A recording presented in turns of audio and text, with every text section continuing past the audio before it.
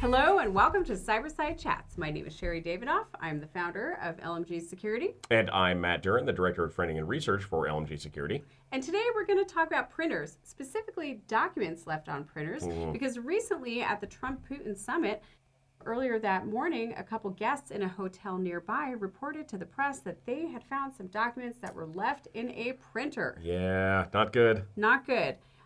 But what I think the press missed in this story is not that the documents were left there, but that they were printed on a hotel printer at all. Right. Because I heard, Matt, that you have some printer expertise. I do. In a previous life, before I was a cybersecurity consultant, I was a printer technician. And in fact, you have some certifications. I do. I have certifications through Konica Minolta. Are you like silver certified or something? Silver seal certified for several different models. Nice. But the reason that we actually met in the first place was because I took one of your classes, and the final project that I did for your class was to disassemble a Konica printer and reconstruct the hard drive and see what I could get from it. Well, see if you could get sensitive information off of it, which you could. So the point is, when you print something, it's not about the documents that are physically left on the printer, but there are also documents that are electronically left on the printer as well. Right. And so how much of your sensitive information is littered across people's home printers or hotel printers or other places, and you may not even know it. That's the story we're really going to dig into today. Right, we'll get to that. But first, let's talk about what actually happened at the Alaska Hotel. In Alaska.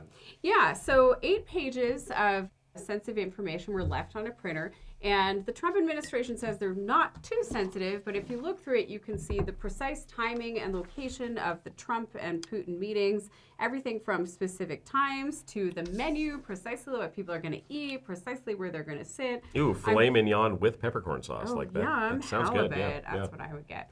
I'm quite sure that the Secret Service would not want the precise information of like plane takeoffs and things like that to be publicized. Definitely sensitive at the very least. Oh, absolutely. And like the Trump admin tried to kind of play this down and laugh it off as like, somebody left something innocuous in the printer. But I mean, this could be a serious security risk if it was left out there.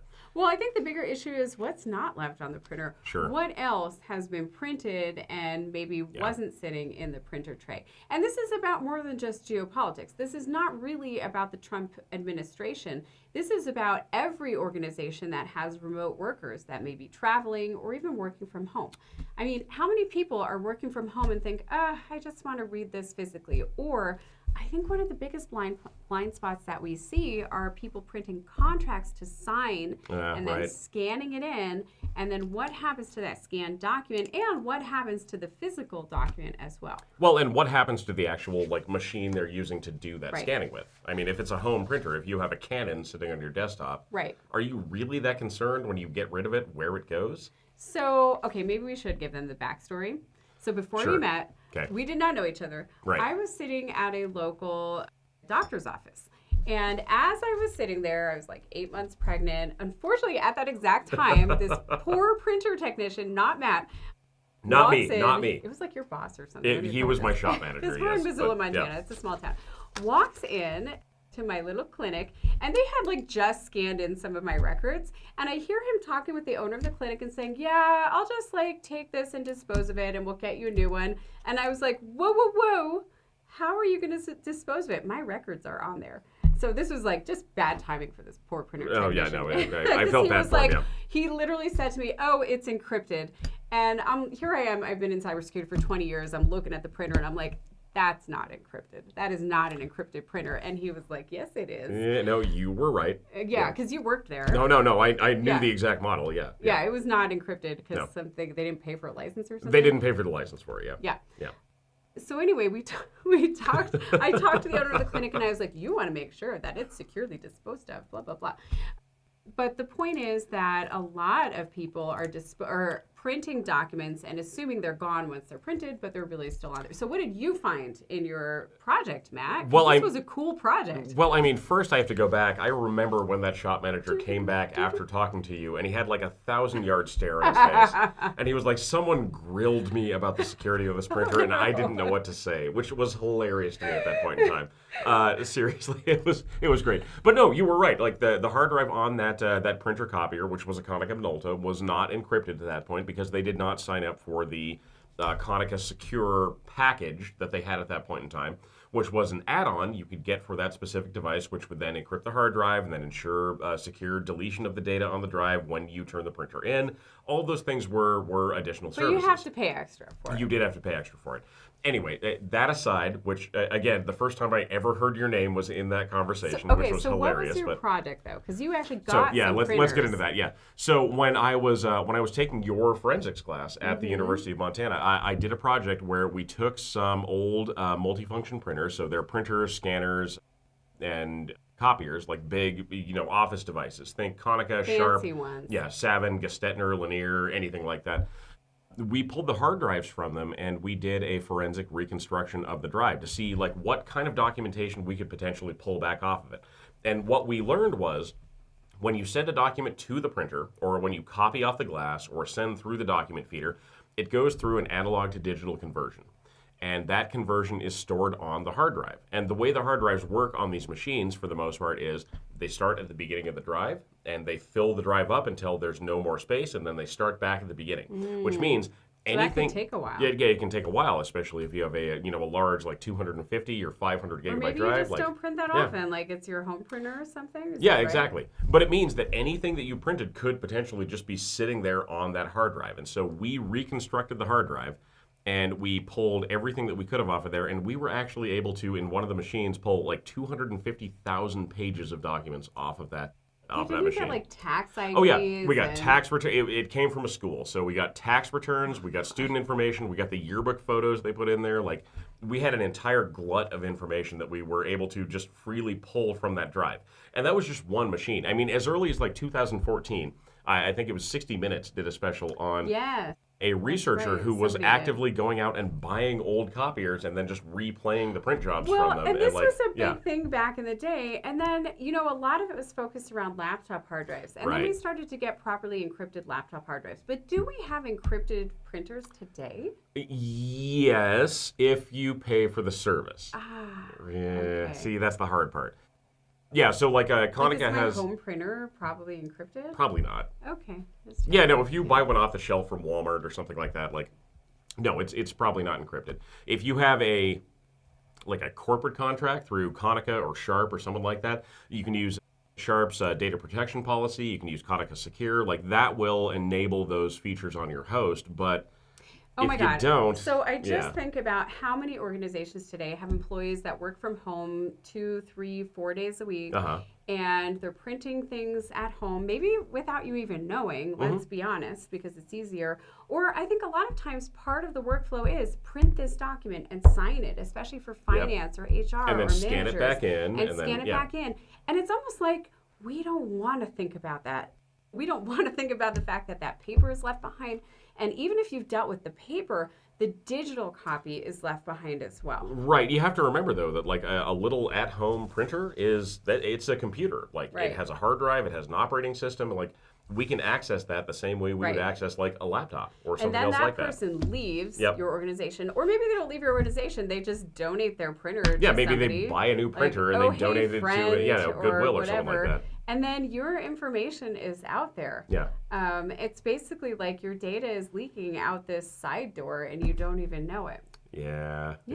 Not to mention the other fun things that we can do with printers. You want to talk about that for a second? I mean, you're the printer tech. Okay. I was leaning more into the pen test side of things. But Tom Kohler, head of pen test, does amazing things breaking into printers. Yeah. It's usually his first access point because often it's either very it has a default password or it has a password that's easy to guess or it hasn't been patched so it has an exploit. My favorite story about that is when he was breaking into a Lanier printer and he tried to get into the admin interface and couldn't because they changed the password, but they had a supervisor account and the only purpose of the supervisor account is to reset the admin password. Yeah. And then he was able to get in, have it relay, he got the email address, he got the password from it, and then from there he was not only able to get the address book, but he was able to get into the email account that he used to scan. And the sent folder had all of the scans they had sent for the last 8 months. So remember, when you scan to email, it needs your printer needs an account to do that. Yeah. And that password is likely saved on the printer. And so anybody who can get access to the printer can get access to your sent folder for every single thing that has been scanned and then emailed. So that's a really good point. But the bottom line is that, again, printers can store huge volumes of sensitive information. You're right. They're also an entry point to your organization or to a ton of sensitive information. And I think when you look at your remote work policies and when you look at how your employees manage data, it's really important to write that into it. So maybe we should jump into some of our key takeaways. Let's do it. Okay, so number one, I'm actually really excited about this one, is to reduce your reliance on unmanaged printers. So look at your workflow. Are you requiring people at any point to print and do a wet signature? And a lot of times people say, oh, it's no problem, I can take care of it. And you need to say, no. Use DocuSign or use some other kind of electronic signature because A, you can use cryptographic authentication. It's just better, frankly, than a wet signature.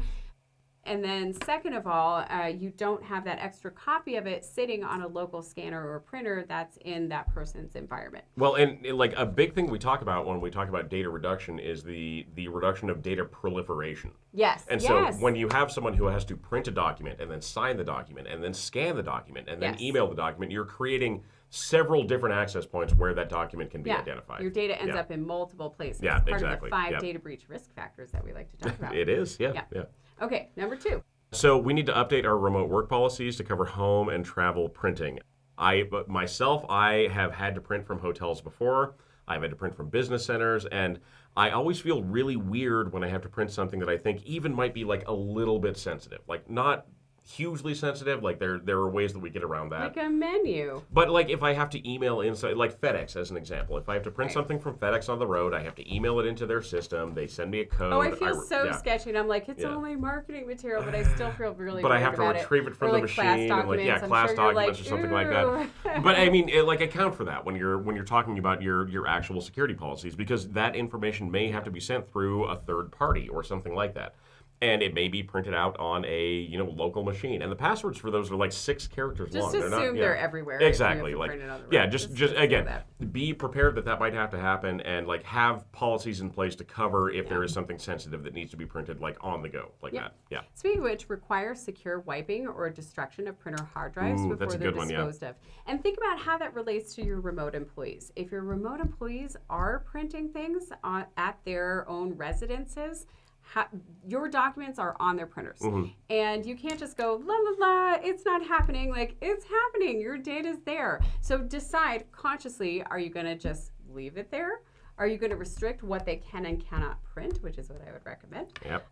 If they do print sensitive stuff, are you going to ask them to somehow wipe their printer? That's a little hard to do, but it can be done. Can be, yeah. So it's really, again, it's just really important to consciously think about that and make a conscious decision instead of just going with the flow and ignoring the problem. Right, and if you're working through a managed provider for your in-office printers, make sure they have a secure way of actually wiping out those printers if they take them from your office and replace them, if you buy a new one, if you sell them back. All those things are available in your service contracts. Like, just make sure to look for them, especially if you go through a bigger vendor. But again, just make sure you understand what's happening to your data when it leaves your office. Don't be afraid to push your MSPs on this a little bit. Like, are you sure it's encrypted? Are you sure it's properly disposed of? Because sometimes they're making assumptions, and it's important to check. Yeah, exactly. We have found from experience. Okay, number 4. Okay, so implement secure enterprise printing with authenticated release. And this is a big thing.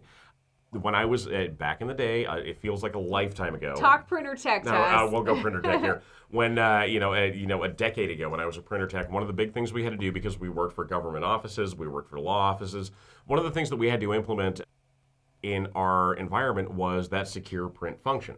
And basically what it means is you send your job off to the printer, but that does not print until you walk up to the actual printer and punch in a code. It's basically MFA for printers. And granted, making sure that you, the human, are actually there, and it's not going to be left on a printer tray. Oh, right. It's what we call the walk-away type of data theft, where something prints that shouldn't be out there, and somebody grabs it and just walks off with it. Yeah. And unfortunately, we see a lot of businesses that still suffer from that. I mean, you send a job to the printer, it prints, and then hopefully it's there when you get there. And if it's not, you send it again, and you forget about it, and nothing bad ever happens. No, I mean, pretty much every major manufacturer, and I'll speak from the premise of Econica Tech because that's what I was. Right. We had a system called PageScope.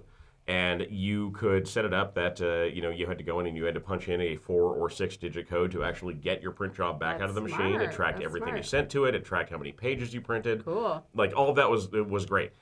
But if you have the opportunity to put that in place, do it. It is incredibly valuable, and it makes your system just that much more secure. I like knowing all your printer tech secrets. Right? Like, oh God, I have so many of them. Finally, make sure you train your team. Make sure that everyone on your staff knows that printers are not just like random office equipment. It's not like the office vacuum. Your printer is also something that it could be a data risk. And so it's important for them to think before they print and to recognize that once you print something, that data resides in the printer potentially for forever, maybe. So you have to make sure that you're thinking about what's going to happen to the printer and that it's disposed of properly. Agreed. Yeah. All right. Well, thanks so much for the conversation and for sharing your printer technician secrets. Oh, God, I have PTSD from all this. Sorry. But yeah. Everybody, thanks for tuning in. This is Cyberside Chats. Please like and subscribe, and we'll talk to you next week.